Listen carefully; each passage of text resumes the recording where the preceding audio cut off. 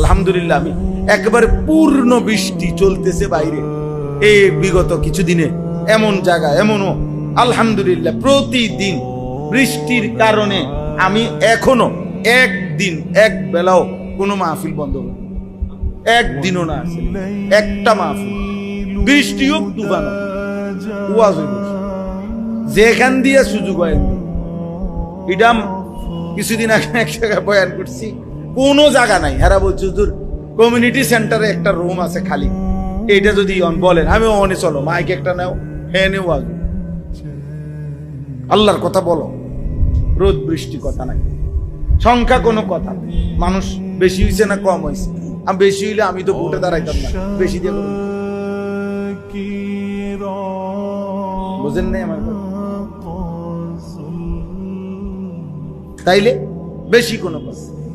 কিছুদিন এই কয়দিন আগে একখানে মাহফিলে বয়ান করছি, তাও জায়গা সব প্যান্ডেল ফুন্ডেল নাই, একটা মার্কেটের দুই দিকে দোকান শাটার, মাঝখান দিকে একটু হাঁটার জায়গা থাকে না, এই জায়গাটা আমি এনে লাগাও, মাইক দাও, এন দিয়া এনে মার্কেট মার্কেট বন্ধ। আলহামদুলিল্লাহ বলছি চলেন ভাই এখানেই কিছুক্ষণ শুনেন, আধা ঘন্টাই বলি,